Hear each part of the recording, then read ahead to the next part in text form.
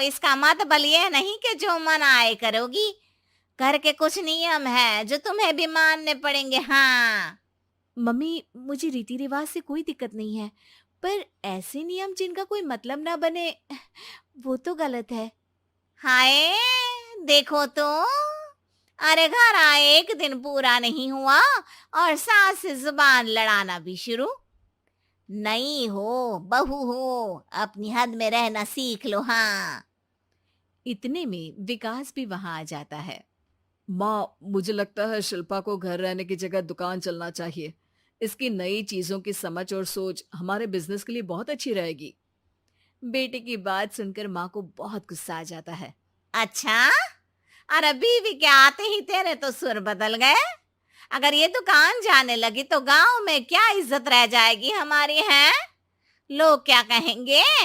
ये कहीं नहीं जाएंगी बस। हाँ। माँ के आगे और कुछ बोले बिना विकास वहां से चला जाता है और सास शिल्पा को घर के कामों में लगा देती है।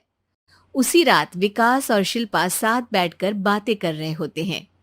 मम्मी ऐसा क्यों सोचती हैं कि औरतें कुछ नहीं कर सकती, और उन्हें लोगों की इतनी चिंता क्यों है? पापा की डेथ के बाद माँ ने दुकान संभालने की कोशिश की थी, पर लोगों ने उल्टी सीधी बातें सुनाकर उनका आत्मविश्वास इतना गिरा दिया कि वो कुछ कर ही नहीं पाई और सोचने लगी कि शायद औरतें ये सब कर ही नहीं सकती। इसलिए उनसे भी नहीं हुआ।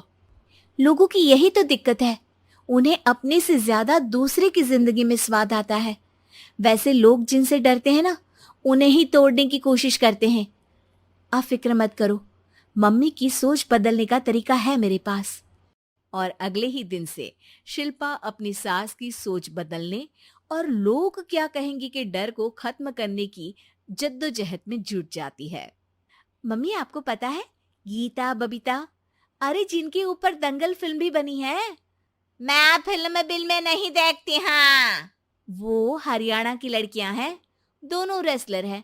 उन्होंने जब ये शुरू किया था ना, तो लोगों ने बहुत बातें बनाई, बुरा भला बोला, मजाक भी बनाया, लेकिन उन्होंने ना किसी की सुनी, ना अपने ऊपर से विश्वास खोया और ना ही हार मानी। और देखो आज किस मुकाम पर है। अरे तो ये सब मुझे क्यों सुना रही है? हाँ। नहीं नहीं, बस ऐसे ही, हमें अपने आसपास की खबरें तो रखनी चाहिए ना। ऐसा कहकर शिल्पा अपनी सास को सोच में डालकर वहां से चली जाती है।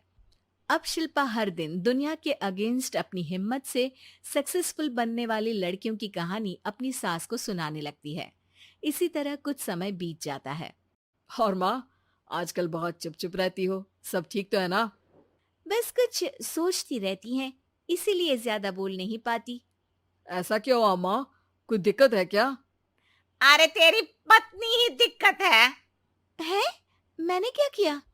अरे रोज मुझे कुछ समझाने के मकसद से एक नई कहानी सुनाती है, पर खुद नहीं जानती कि मुझे सब पहले से पता है। हाँ।